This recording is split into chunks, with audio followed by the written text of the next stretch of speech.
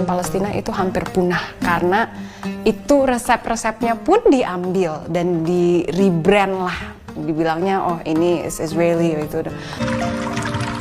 Aku pernah dipanggil babi sama orang Zionis, cuman kayak I'm Chinese, I love pork. It is not an insult to me. Kenapa sih kok chef di Indonesia terus udah gitu chefnya orang Chinese masak masakan Palestina? Mungkin orang juga bingung.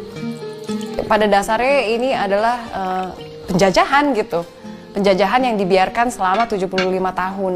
Dan kita sebagai orang Indonesia yang belajar sejarah tentang penjajahan kita, masa sih kita nggak ada kayak rasa koneksinya after discovering their culture, like, oh there's so much to know about them gitu. There's so many beautiful things to know about them. They're like national food, why they're national food, like makluba is like a symbol of resistance. There's so many ways to do activism. It could be through social media, it could be through a book club, it could be, you know, there's so many, kayak there's not one way to do it right.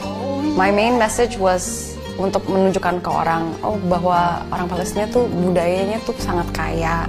Ada makanannya, ada dansanya, ada kerja rajin tangannya. Michelle Santoso misalnya, chef Indonesia keturunan Tionghoa ini merealisasikan aktivismenya lewat aktivitas yang paling dekat dengan dirinya, yakni memasak. Michelle sudah malang melintang di dunia kuliner sejak 2014 dan rutin membuat konten masak-masak sejak pandemi COVID-19 pada 2020. Ia menjadikan makanan hasil racikannya sebagai media kampanye untuk menyuarakan keadilan dan kepedulian terhadap Palestina. Itu waktu itu pas baru pertama kali belajar tentang Palestina kan 2021 tuh. Itu tuh baru pertama kali saat Al-Aqsa dibom. Terus sosmed rame. Jadi waktu yang aku luangkan itu tuh untuk baca sejarah Palestina versus Israel ini.